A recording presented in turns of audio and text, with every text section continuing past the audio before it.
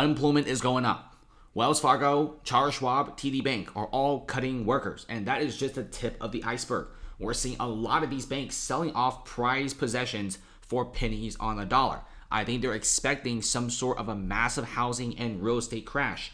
And these banks are smart. They're not stupid.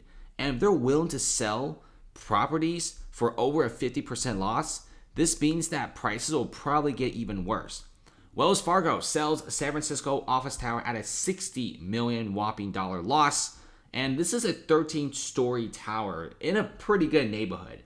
We're talking about 550 California Street. And this is by no means the bad part of town. This is a fantastic part of town. You're next to the Transamerica Pyramid Building. You're also right next to Chinatown. You're pretty near the water. So overall, the location is really good. I give it like a AA or AAA office rating.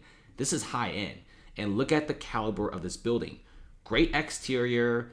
The streets look good. It's close to all the other major companies and banks. So why are they selling it for dirt cheap prices? So if you check out this, they initially tried to list it last year for $160 million. They just sold it for like $45 million. That's like a $60 million loss because they initially paid $100 million back in 2005. Imagine buying for a building and then waiting 20 years and you had to sell it for like over a 50% loss. That's exactly what's happening to many of these buildings. I think these banks are starting to notice the more office buildings they buy for their employees, the more money they lose. Might as well just move these employees online. And it's not just about the big office towers that are closing down, right? Remember, the branches are also closing down. If you look at this, America's bank branches are closing down. It's a bloodbath. Wells Fargo shutters 15 locations, while Bank of America closes 7 in a single week. In fact, many people are complaining that their city is having a massive exodus of bank branches. Sometimes the city has like 5 bank branches, and then the next year it only has 1 or maybe even like 0. And you have to go outside our city to go to a branch. I think we're seeing a lot of these big real estate companies just simply defaulting on their loans. Recently, there's a massive European property guy, Cigna Group. They just defaulted on like almost $6 billion of loans and properties. They are specialized in malls and office towers. They are the co-owners of the Chrysler building in New York City. It's all going defaulting. Okay, that's a lot of money lost. And I think these big banks are starting to notice, hold on a second, the more locations we have, the more risks that we have. So Wells Fargo, they sell their tower, their prized possession on the West Coast for dirt cheap prices, for $45 measly million, when it really should have been worth $160 million. So they sold it ASAP, and they moved their employees online, or they straight up just fired their employees. And now they're trying to shut down as many bank locations as possible. Many of these guys are trying to go digital. The more locations they have, like I said before, the more risks that they have. Schwab is also kind of done. Schwab even says that their situation is even more dire, and they're going to be closing down even more bank branches, and not just bank branches, but HQs around the country. And this should save them about $500 million a year, which they could actually use $500 million for other things like giving dividends out to investors or just paying off debt. Because 2024 is not going to be a good year, guys. Unemployment's going up. Interest rates are going to stay high probably for the rest of this year. Stock market is kind of getting hit a little bit recently. And Schwab is laying off 2,200 workers. Okay, calling it hard but necessary steps. It's cutting as much cost as possible.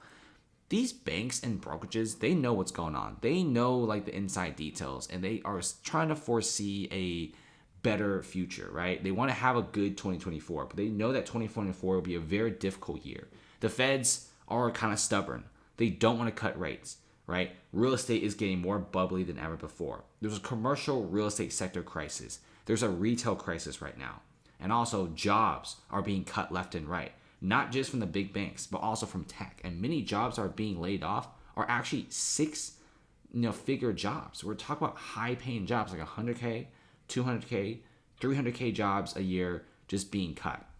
And look at this, man. Like Schwab also is cutting back on downtown San Francisco office space. They haven't completely left like Wells Fargo, who straight up sold their whole building. But Schwab is already downgrading floor space from about 17 stories to just 6 to 7 stories. That's like over a 50% loss in office space. They're moving everyone online, or they're straight up just firing them year round. And we could talk about Schwab, Seattle, Chicago, and New York City cutbacks, and they're very, very intense. Schwab is cutting back on thousands of employees, and they're saving hundreds of millions a year. And I think Wells Fargo is finally following in their footsteps. Now, only these office towers are very expensive. Just having them in your possession, you're paying a lot of fees, like property tax is extremely high, HOA is pretty high, not to mention the employees you got to hire to maintain the building. So they virtually are moving everyone online. And Wells Fargo is already slashing several other office towers around the country, or at least downgrading their space. Even Wells Fargo is starting to notice that the situation is getting pretty bad. They much rather downgrade their office, take a small hit now, than take a massive hit in 2024. And look at this, right? U.S. labor market loosens. Job gains are slow. Unemployment hits 3.9%. I can't tell you how scary this is, given the fact that just a few months ago, unemployment was at 3.2, 3.3, some even like 2.9 in some cities, at like a U.S. history low. And now unemployment is hitting almost 4%. People are saying that 2024, if they don't cut rates, we're going to be seeing an easy 5 to 5.5%. More and more people are going to be laid off, less consumerism, less manufacturing. If you check out the manufacturing numbers, it's not good at all. If you look at some of these numbers, it's pretty scary, right? Even like some of the Detroit's big 3 car makers are showing very lackluster manufacturing payroll numbers. We're seeing really crappy manufacturing numbers as well. And these are all not bad news. This is not good news at all. And not to mention commercial real estate loans have increased. This is a bad situation, right? If you look at the annual FDIC review, finds they've topped $3 trillion after rising every single region. I could make a whole separate video about this. It's actually pretty scary to see this.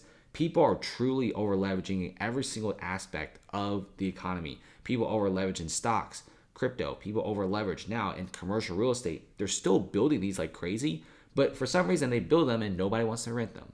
So I don't know what's going on here, but people are still shoving money down commercial real estate, thinking working at the office is coming back, whereas it's not coming back. Okay, remote work is here to stay. Look at Wells Fargo. They're selling their buildings. Look at Charles Schwab. They're cutting back. TD Bank is trying to move online as well. And check this out. Remote work isn't going away, and many executives are starting to notice this. This is why commercial real estate loans increasing is a massive worry. And a lot of these small banks are the ones financing these big commercial real estate projects. And are they getting tenants? Absolutely not. So Wells Fargo, Schwab are all making the best decisions, cutting back on office space, preparing for Armageddon in the economy. And they're trying to save as much money as possible. They want to get as fat as possible just so when the worst comes, they could survive. And these banks are extremely intelligent in this. And they're already making their first moves on the chessboard, selling properties, cutting back on workers, and saving as much cash and capital as possible. Get ready. Thanks for watching, guys. Comment below, and see you later. Subscribe for more.